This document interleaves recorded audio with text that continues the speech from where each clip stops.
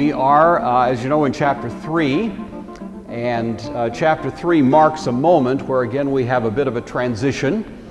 So if you've been in the class, which I think most of you have for a while, you know that we've been looking for some time at what are called conflict stories, each ratcheting up a little bit the tension that was developing between Jesus and the entrenched authorities.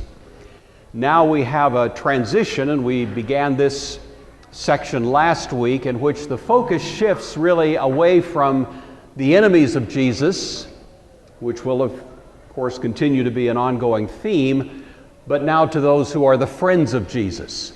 And so now we have Jesus in relationship with his disciples. And again, we're going to have a series of stories, and each of them is going to, in a sense, elevate the status, the prestige of the disciples, just as the conflict stories elevated the hostility of his enemies. And so we're going to see a little bit of that unfolding drama, Mark's literary genius really playing into the way that he constructs this along the way. So in chapter 3 now, we've looked last week at, in a sense, discipleship in its broadest and in some ways thinnest sense, the crowds. Disciples in some sense. They come to Jesus, that makes them in some broad sense disciples, but they come with very mixed motives. They come in some cases for completely confused expectations, but they are, at least in some broad sense, disciples. Then we have these concentric circles, as it were, that keep closing in on those who become Jesus' closest intimates. And all of these are part of the themes that play out in this section. So anyway, we're in chapter 3. The text we have before us begins at verse 13. I'll remind you that last week, if you were here 2 weeks ago, we looked at about the first half of this paragraph. And I said we'd come back and pick it up this morning, which is really a list of the names of the disciples. And so that's really what we're looking at. So we'll start at the beginning of this paragraph, chapter 3, verse 13, Gospel of Mark, the Word of God. He went up the mountain and called to him those whom he wanted, and they came to him. And he appointed 12, whom he also named apostles, to be with him and to be sent out to proclaim the message and to have authority to cast out demons.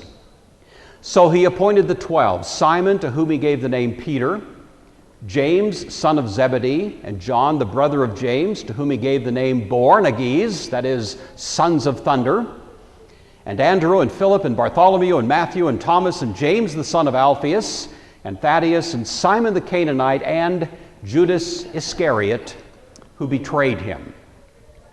So that's our text. We'll get a little bit further than that this morning, but we'll start with this paragraph. Let's have a word of prayer and we'll get underway. Our Father, we are grateful once again for the wonderful truth of the resurrection of Christ.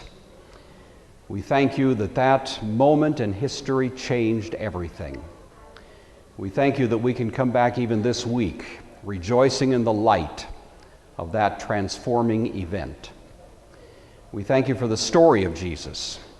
We thank you for the lessons we learn, and we pray that this morning as we reflect on the material before us, that we would be faithful to the intended sense of this text, that you would give us clarity and conversation about it, and that in all of it our faith would be strengthened and that Christ would be honored.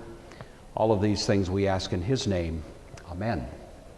Okay, just a little review because we looked at this last week, but we need to have it in mind before we proceed. So in each line, one little detail. He went up the mountain and called. The normal Greek word for call is kaleo, kaleo. We get the word call from kaleo, but this is pros kaleo, and it's a word that has a much more dignified sense to it. It would be something more like summoned. It's the kind of thing you might use to describe how royalty calls you. They don't just call you up to come over and play a game of pinochle. You know, you're summoned into the presence of royalty, and that's the word used here. So there's a sense in which royal authority is at least percolating under the surface of this text. He called those he wanted. It's not the normal word for wanted, it's the word for willed. And so again, you have a notion not simply of royalty, but of deity here going on. He summoned whom he willed. It's a very powerful idea. He appointed the 12. That's the word poieo, not appointed, but made. He created the 12. And this echoes a theme we looked at in chapter 1, in which Christ comes into this world establishing what's called in the New Testament a new creation. There was the old creation, now something new is happening. Jesus himself is not created, but he comes establishing a new creation, and at this point, in a sense, he extends that new creation. He makes the 12, virtually creates them, so that now he who was alone exclusively, really the locus of this new creation, has extended it to these who are now going to be his disciples, or, as the text says, apostles. He sent them out to be with them, to proclaim the message, and he gave them authority. We've seen the authority of Jesus at work in the first 2 chapters, but now for the first time we discover that Jesus will actually communicate his authority to his disciples, and they can act as his agents. That'd be the word lawyers would use, acting on behalf of a principal with the authority of the principal, you see. So they are acting now as the agents of Christ, acting with his authority. So that's what we looked at last week, and now we have the laundry list. Here are the 12 disciples, and while it may just seem like a mundane list, these people, we owe a whole lot to these folks. And so I want to give them a little credit this morning and talk about each of them and who they were and what importance they may have played in history. So just to remind you, the basic outline, we've seen Jesus' authority in cleansing. We've seen his authority, chapter 2, in conflict. Now we see his authority in discipleship. And discipleship is the governing theme now for the next several sections, really. The disciples have a gradually increasing prestige. So last week, I'm calling it discipleship and crowd control. They're really glorified bouncers. Remember that? Last week, the disciples are playing a role, but it's not really a strategic role, except that they're keeping the crowds from crushing Jesus. They're keeping an escape route handy, the boat. You can imagine just sort of trying to govern this almost mob that keeps pressing in and wants to touch him. So the disciples have some duties here, but you would say they're sort of perfunctory duties. But now the next story really raises the level of importance, and it becomes discipleship in calling, summoning. They become now these who are actually going to have the authority of Christ, as we were just saying. Next week, the status of the disciples rises even slightly more when Jesus, in a rather striking statement, is dismissive of his biological family and says these rather astonishing words, "Who is my mother? Who are my brothers and sisters?" They're just outside. They're wanting to see him. And Jesus, in a sense, dismisses them and says, "Here they are, my disciples." And so we have the disciples rising to even a higher level of prestige, as you were, as now they become virtually the family of Jesus. So as I say, each of these stories is giving us, in a sense, the flip side of what happened with the enemies of Christ. Only in this case, the disciples are becoming increasingly the intimates of Christ. All right, well, who are they? Simon, to whom he gave the name Peter. Simon is named first. You know that Mark is basically the memoirs of Simon Peter. We see the thumbprint of that throughout the Gospel of Mark, because repeatedly in Mark we find occasions when Peter could have been celebrated. Those moments are minimized. Times when he really messed up, those are exaggerated. And so we believe that Peter is kind of insisting at this point that his own role be somewhat self-effacing in the gospel, and so that takes place. Even though Peter was the natural leader, probably the biggest personality, and became the leader of the church in Jerusalem. Notwithstanding that, we find here Simon is still named first. He is the right guy to put first on the list. And so in spite of that self-effacing character of Peter in Mark, we find him in the first mention here. Jesus gives names to people. We find even in this list that Jesus assigns a name. In the Bible and really in history generally, when you give someone a name, it suggests you have authority over them. Parents name their children, not the other way around. Eve was brought to Adam and he named her. Adam named the animals.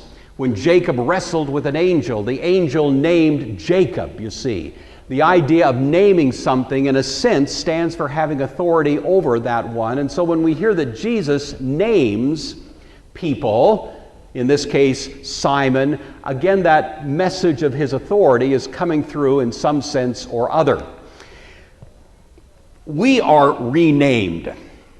So in the New Testament, we have an idea that when we come to faith in Christ, when we're regenerated, we have a new identity and in some sense or other are given a new name.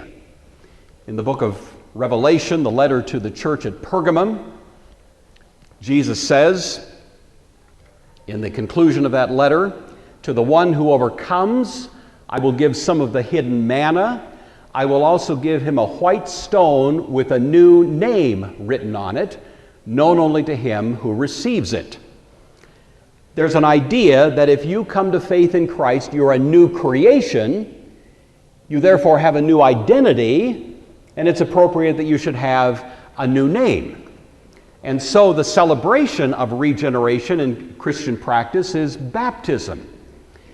And it's been traditional in the history of the practice of the church to give a person a new name when they are baptized. It's called their Christian name.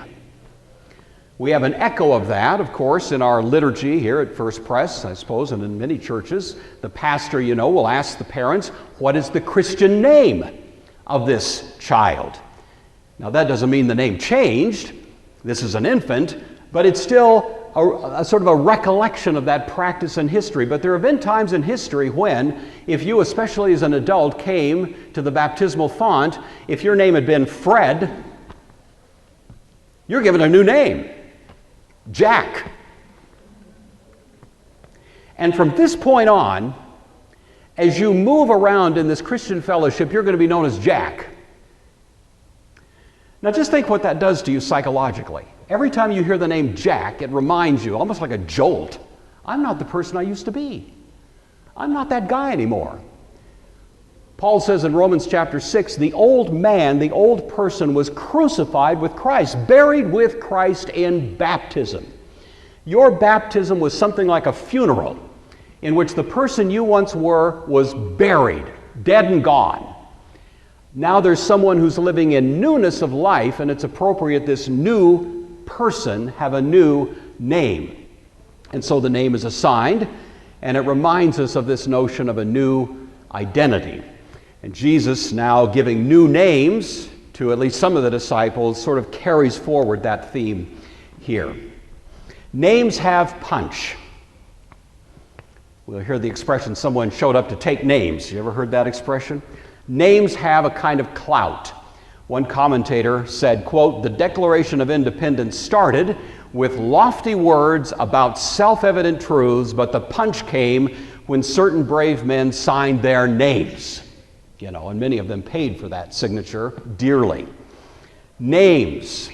Well, these names are the names of the people to whom we owe such a debt of gratitude because they are the 12 basically ordinary people pulled out of the ordinary course of life through whom the Christian message has come resounding down through history, such that here we are 2,000 years later in a gymnasium talking about them and crediting them with having been the trustees of the message of Christ that has indeed come to our benefit. So for that reason, we want to pay some attention to them. Well, the name that was given to Simon is the name Peter. Your Greek lesson for the day, Petros. It's the masculine form of the ordinarily neuter Greek word Petra, which means a rock or a stone or bedrock or something like that. Petros is masculine, so it applies more to a name, but it would be kind of a nickname, and I think it's appropriate to say in modern parlance it might be something like calling him Rocky, something like that. And so Peter here is given the nickname Rocky. I want to save a discussion of the real sense of this word vis-a-vis the Catholic claim that Peter is the first pope and all of that. We'll save that till we get to the Caesarea Philippi confession. So I'm just noting here in passing that this name is assigned to him. However, the name was given to Peter, as you know, at Caesarea Philippi. The Caesarea Philippi confession happens in chapter 8 of Mark. It is almost the precise center of the gospel. It's the axis upon which the gospel turns, because it is the moment at which, for the first time, people other than demons or other non-humans recognize in this epiphany who Jesus is. Who do you say that I am? And it's like these eyes come alive. You're the Christ. You're the Son of the living God. Mark is asking us that question just as Jesus was asking them that question, and the whole point of that story is going to be to ask us to reflect on who do we say this one is. So that's when Peter, in a sense, gets this new self-image, this new identity as part of this new creation. Of Peter, of course, we know quite a bit. He wrote 2 books that are in the New Testament. He led the church early on in the beginnings of the Christian movement in Jerusalem. He traveled around, but we understand, at least impliedly from Acts, that most of his ministry was aimed at Jewish people. And in fact, Paul tells us in Galatians that Peter acknowledged he would have a ministry to the Jews, while Paul would have a ministry to the Gentiles. We have an understanding that Peter eventually wound up in Rome. We don't know how long he was there. This becomes part of the history of the church, the tradition of the church. But there's a very strong tradition, of course, that he was martyred under the persecution launched by Nero sometime between 65 and 68 A.D., which would be about the time frame in which the Gospel of Mark was written. And so we understand that Mark was in conversation with Peter really only relatively shortly before he would pay for his faith with his life. It may even be that if Peter was in prison, that Mark may have visited him there, you see, and had some of these conversations. That's speculation, but at least hypothetically, it may be the case. All right, well, the next couple of guys on the list, James, the son of Zebedee, and John, the brother of James, to whom he gave the name Boanerges. Boanerges. I've been working all week at that, and I still can't say it. Boanerges. Yeah. So there it is. It's an Aramaic name. It means sons of thunder. James, the son of Zebedee, is to be distinguished from James, the son of Alphaeus. That's mentioned later. That's why the fathers' names are provided here. He's mentioned ahead of John, probably because he was older, even though John is the one we usually think of as being more prominent. James, you may recall, is the first of the apostles to be martyred. This is mentioned to us in Acts chapter 12. The king responsible for it is known as Herod Agrippa I. He was the grandson of Herod the Great. He had been in Rome for some years. He was a good buddy of Caligula, who was a nutcase. And in some ways, I think some of that rubbed off on Agrippa. But he came back after the death of Caligula, being assigned by Claudius to become the king over a fair amount of the domains in the region of Judah. And Agrippa, being new to the region once again, he'd been out of town for a long time, wanted to do something to ingratiate himself to the Jewish folks. And he knew this Christian movement was not popular in polite Jewish society. And so he wiped out one of the apostles. And that got a great deal of affirmation. So he was going to do in Peter. You recall that. Peter was freed from prison by a miraculous escape. But that makes James the first apostolic martyr. The earlier martyr, the first martyr, was Stephen. That's Acts chapter 7. This is Acts chapter 12. The brother, ironically, is the last of the apostles to die. So James is the first, John is the last. They kind of stand as bookends Also, James dies a martyr's death. John seems to be the only one who didn't die a martyr's death. He, of course, wrote a great deal of the New Testament. He's known as the beloved disciple. We know he wrote the Gospel of John, the Johannine epistles, 1st, 2nd, and 3rd John, and very highly probably the Apocalypse. He oversaw the churches of Asia Minor, the churches to whom the book of Revelation was addressed.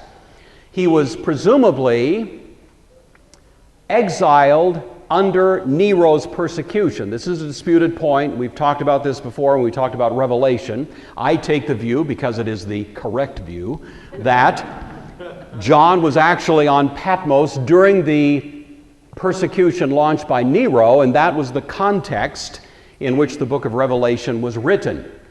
Interestingly, with the destruction of Jerusalem and the end of the Jewish wars, there was a significant time of peace for the church. Of course, we have no New Testament documents to this effect. They've all basically been completed by now, or at least their content has. But it's a time of quiet. And presumably, John goes home. He goes home and he returns to his hometown of Ephesus, which was one of those cities. He has with him Mary, the mother of Jesus. When Jesus was hanging on the cross, you recall, he was executing his last will and testament, and one of the things he did was assign the care of his mother, Mary, to John. Behold your mother. Then he says to John, to Mary, behold your son. And by saying that, he was in fact entrusting the care of Mary, his mother, into John's care. And so we understand that from that point on, John took her into his home and had her with him throughout his career, including these later days after the destruction of Jerusalem, during this time of relative quiet there in Ephesus. Some of you have visited Ephesus. Candy and I were there in 1993. This is a lovely little structure which is traditionally, and may very well be, the home in which John and Mary lived. And apparently they both died of natural causes during this time frame, unless you're a Catholic, in which you believe Mary was assumed, the assumption of Mary, into heaven. But we Protestants have some questions about that particular doctrine. They are called sons of thunder, Boanerges. Boanerges. Give it up. It means to be like thunder. Last week we were talking about how the notion being a son of something in the Hebraic state of mind is not so much describing your origins, but describing your character. And so apparently, James and John had a kind of bombastic or even thundering character. We do have some hint of that in the New Testament, a couple of occasions. One, when Jesus, after Caesarea Philippi, is going to go to Jerusalem. Luke says he set his face as a flint to go to Jerusalem. He's going to go the shortest route, right through Samaria. A bunch of Samaritans come out and say, "No way, you're not coming through here." This was a common reaction because the Samaritans and the Jews were hostile to each other. And so for the most part, Jewish people traveled down the east side of the Jordan, avoiding Samaria. This is where James and John said, well, hey, let's do an Elijah. Let's call down fire on these folks. We can solve this problem right here, right now, And Jesus says, no, I think we'll go the other way, But it does say something of maybe what their character was about.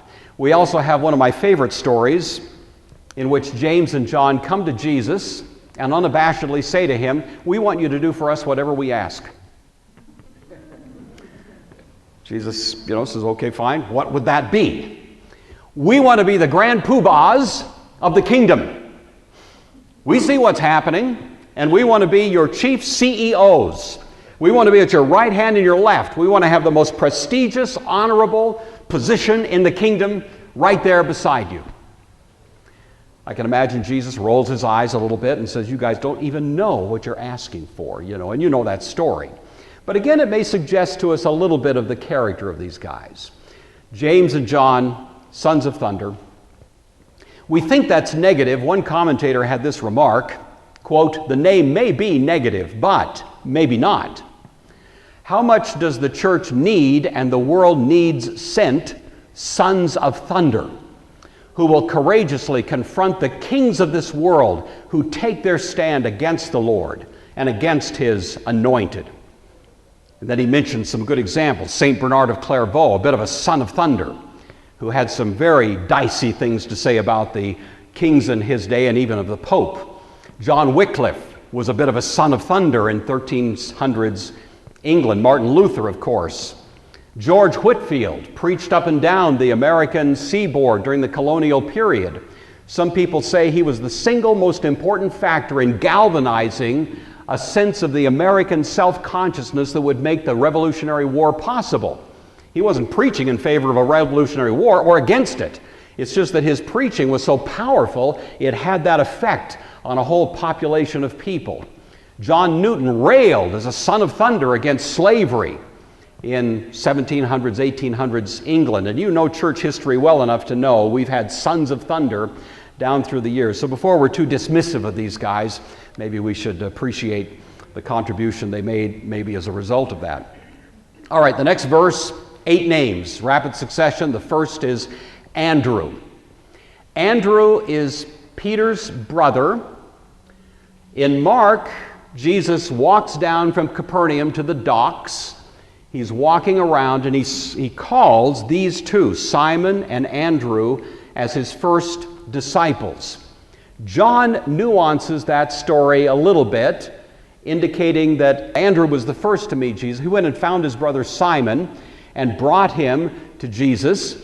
I think those two stories can be reconciled without much difficulty, but nevertheless, they become those initial disciples.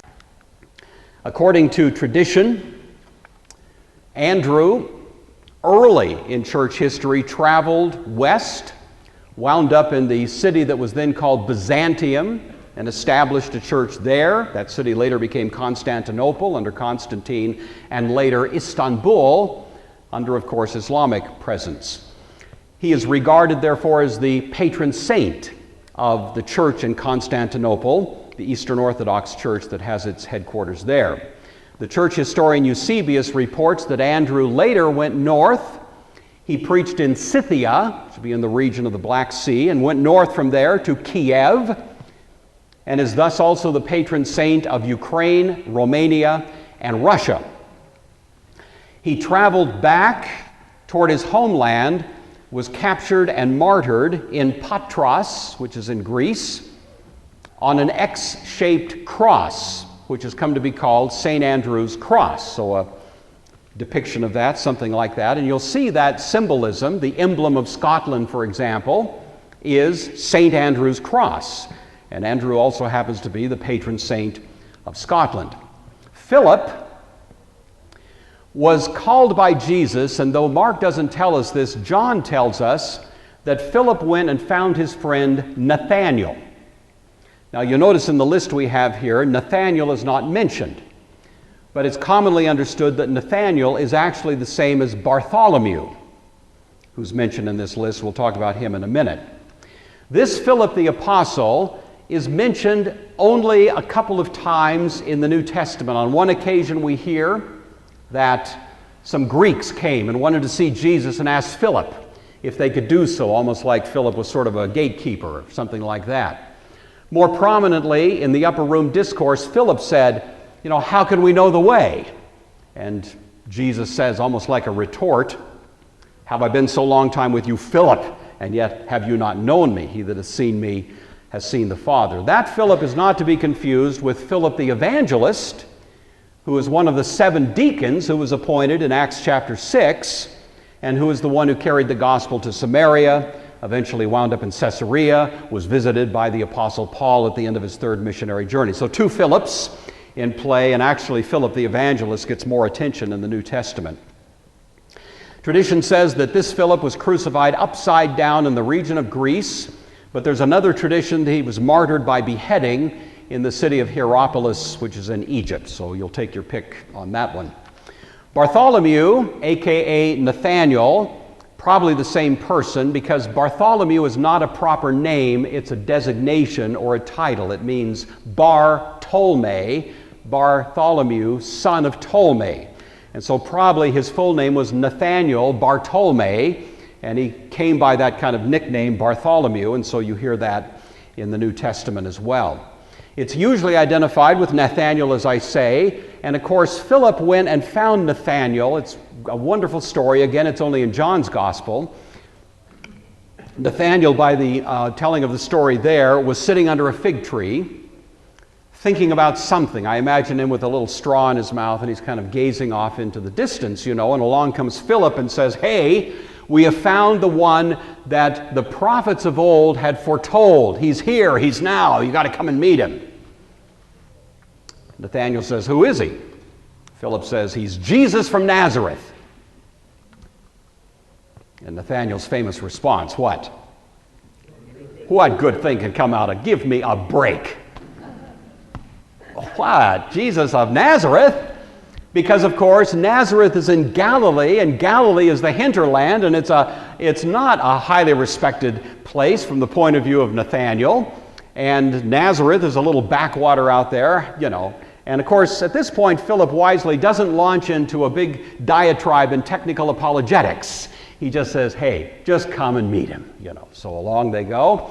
And as Nathanael is approaching Jesus, before apparently they've even had any words together, Jesus looks at him and says, look at that, "An Israelite in whom there is no guile."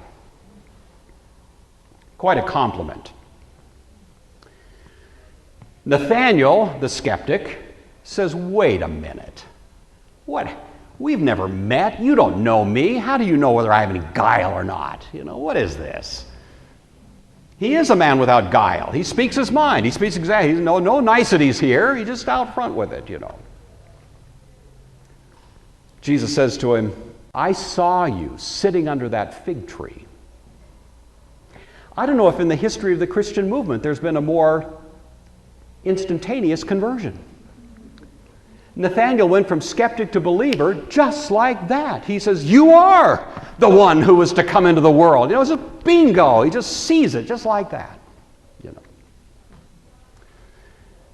Even Jesus seems to be surprised at the rapidity of this conversion. And he says, "Wait a minute. Are you surprised that I said I saw you sitting under a fig tree?" And then Jesus says one of the most enigmatic things. He says, "I tell you the truth, before long you're going to see heaven opened and angels ascending and descending on the Son of Man." Ever wondered about that? The most plausible theory is that when Nathanael was sitting under that fig tree, that's what he was thinking about. He was thinking about that strange text in the Old Testament in Genesis, in which Jacob, on the run from his brother Esau, is sleeping out in the open, rock for a pillow, and he sees heaven opened and a ladder connecting heaven and earth and angels traversing up and down. And in effect, what Jesus says is, "I not only saw where you were sitting, I saw what you were thinking as you were sitting there." And I want you to know, Nathanael, that ladder is the Son of Man, that the Son of Man is the God-man who connects heaven and earth. I am the one who finally brings a resolution of this conflict between the holiness of heaven and the sinfulness of earth. I am the one who will open the door of salvation. I am the one that you just met. And if Nathanael was reeling at hearing about having sat under a fig tree, imagine what was going through his mind once that had been presented to him. So Nathanael, Bartholomew, traditionally traveled east. If you pay attention to these, you'll notice that we have apostles who go in all four directions of the compass. So Nathanael, along with Thaddeus, we'll see in a moment, traveled east. They went to Armenia, which would be eastern Turkey, from there to Mesopotamia, from there to Parthia, from there to India. Going further and further east, preaching the gospel. Bartholomew, by tradition, returned to Turkey and was martyred by being skinned alive. And for that reason, in Christian art, he's sometimes depicted as having a large knife in his hand and holding his own skin. The most famous example of this is Michelangelo in the Sistine Chapel, so I hope you can see that. Right hand, he's got a knife. Left hand, he's got his own skin. Junior high kids like this kind of stuff, you know, but I know it can be a little... But this is Nathaniel Bartholomew. Matthew. In Matthew's gospel, this particular moment includes the phrase, the publican. Matthew the publican. Again, typical of these guys, they are self-effacing. And so Matthew refers to his rather sordid past. Here, Mark doesn't do that. We've already met Matthew in chapter 1. In chapter 2, he was known to us as Levi. Now he's known as Matthew, clearly the same person.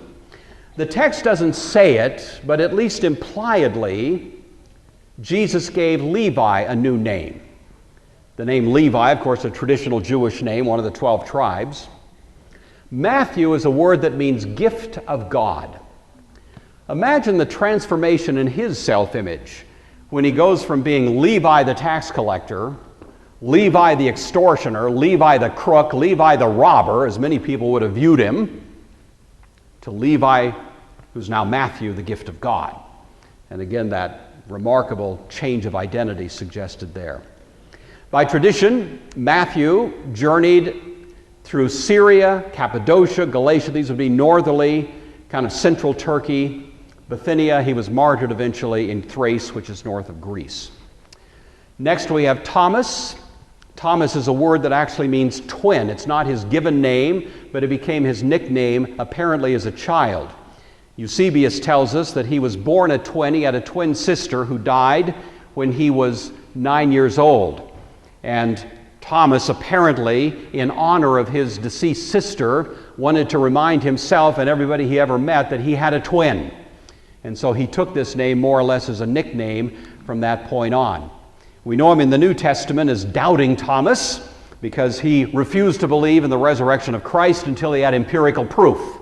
But of course, when Jesus invited him to touch the scars, Thomas also was the one who cried out in an act of worship, "My Lord and my God," and he doubted no more. He traveled southward to the islands of the Mediterranean, Cyprus off the coast of the Levant, Crete, south of Greece, Sicily, south of Italy, down into the region of North Africa. By tradition, this is where he traveled. He came back up to the little island of Malta, where Paul was eventually going to be shipwrecked. I think Paul would have been shipwrecked by then. He was captured at that point and martyred on the island of Malta. That's the tradition of the church.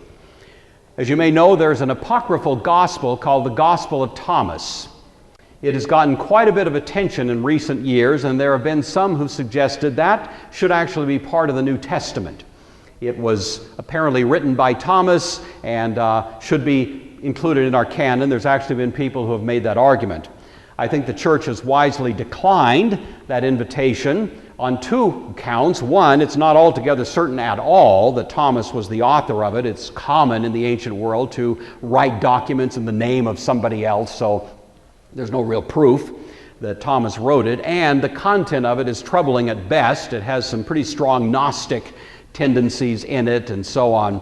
And so I think the church has correctly decided not to accept the invitation to add to the canon. But it is out there, and it is interesting reading if you ever have a chance to take a look at it. The second James in our list is James of Alphaeus. He's sometimes called James the Lesser, distinguishing him from the James who was part of the inner three. He's called at times the brother of Jesus. And that is something of an interesting question, because if he was the brother of Jesus, then that would suggest that Joseph would have been his father, but in fact, Alphaeus is his father, so that is suggested that maybe he's the cousin of Jesus rather than the brother. Now again, if you're Catholic, then you would object in principle to the idea that Joseph and Mary had any children whatsoever, because she's a perpetual virgin. But Protestant tradition has generally not been quite so committed to that idea, and has taken at face value certain texts in the New Testament that say, in so many words, that Jesus had brothers and sisters, you know. And so I'll leave that for another time, but you know that controversy's out there. In any event, James doesn't seem to be an immediate brother or a half-brother by Joseph of Jesus, but maybe a cousin. The next one on the list is Thaddeus. He's also known as Jude. He traveled with Bartholomew, the two of them, going east. And they were the first ones to bring the gospel, as I said earlier, to Armenia. And that's why those two are commemorated as the patron saints of the church in Armenia.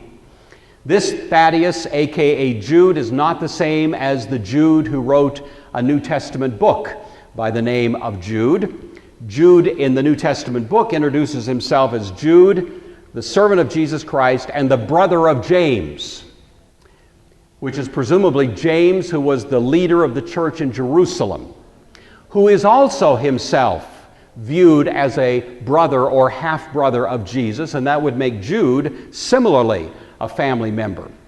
That remains controversial at best, and you know the problem. You've got multiple names in the New Testament, many people having the same name, and trying to triangulate who was who can be a bit of a challenge. But anyway, this Jude, we don't know much about him, but he is mentioned here. Simon the Canaanite is also referred to as Simon the Zealot. You know, the Zealots in ancient Israel were political revolutionaries. Violence was not beneath their dignity. They put knives in backs in their interest of trying to drive out Rome. Simon became a disciple of Jesus, probably bringing with him some of that zealot zeal. The word zeal, I think, is a great word. When I was first sworn in as a lawyer in the mid-'80s, the rules for professional conduct that govern lawyers included that a lawyer would represent his client with zeal. That word was eventually removed from the canons of ethical conduct because they found that some lawyers took that way too seriously.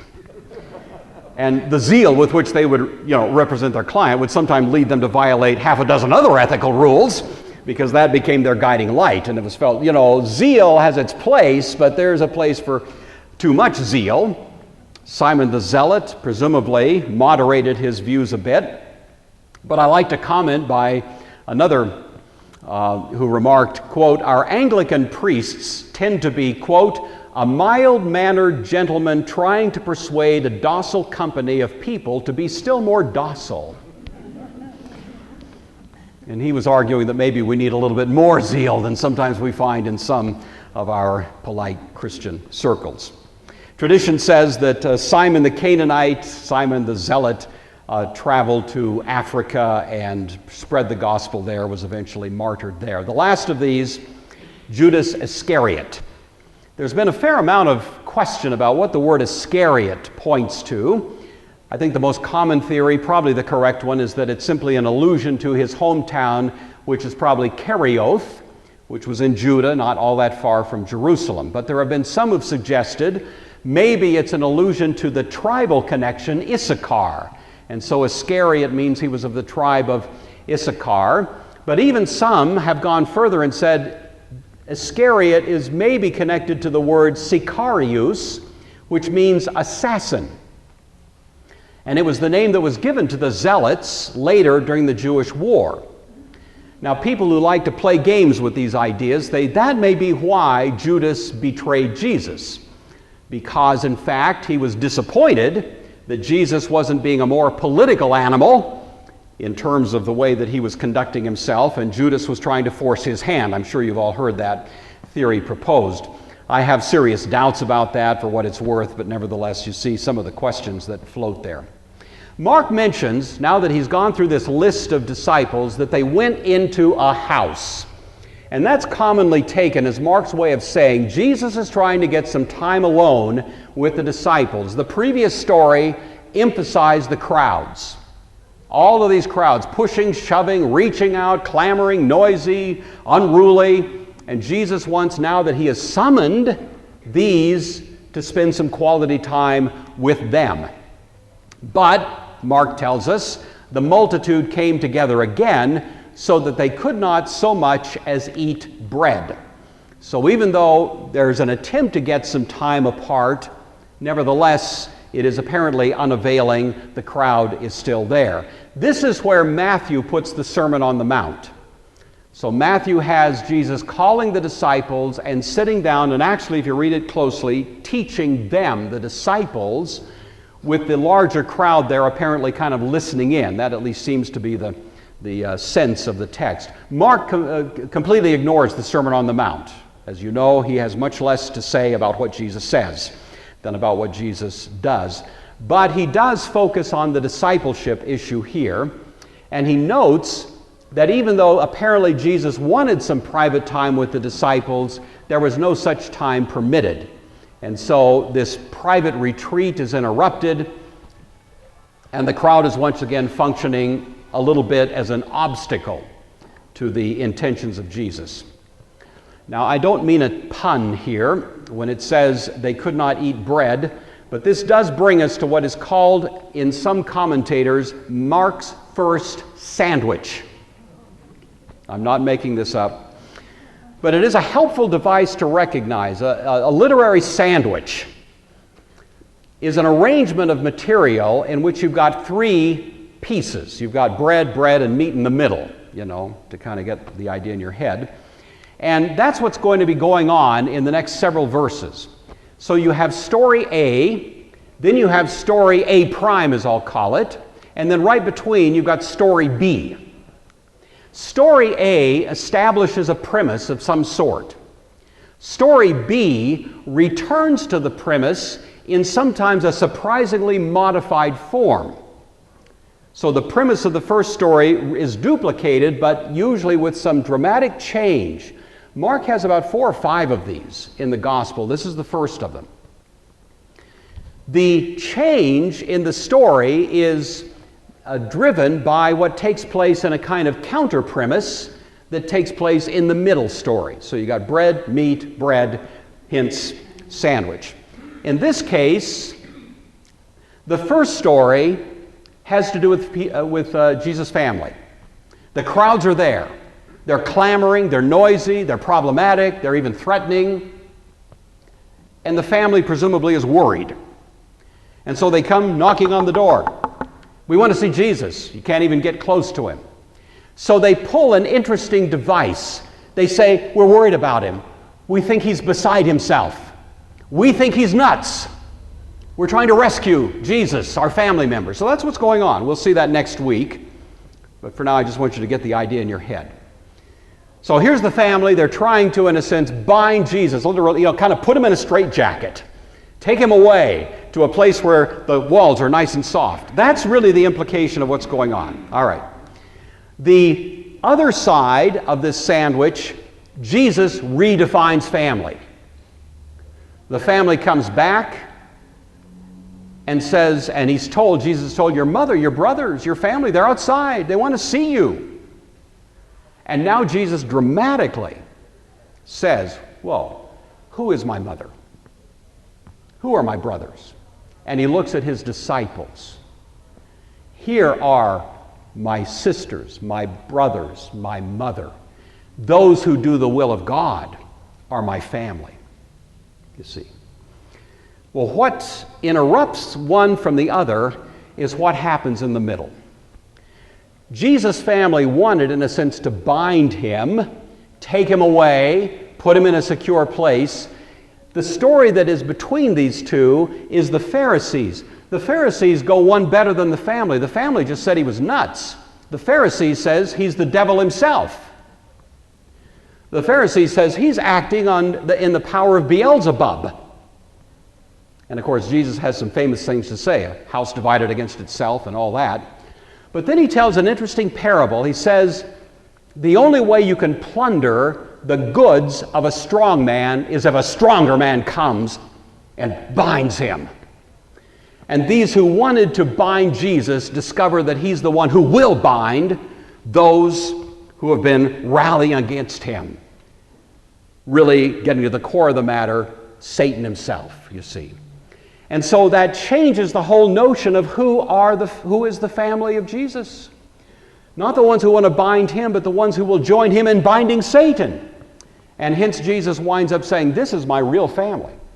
So this whole literary structure, kind of like a chiasm, is tightly organized, and there's a fundamental theme that goes through it, which once again has to do with discipleship. And so, my Sunday school lesson in the last couple of minutes here. What kind of disciple are you? We have three kinds on the table right at the moment. First, a servant. Most of you, I think, probably in this room have been in and around Christian stuff for many years.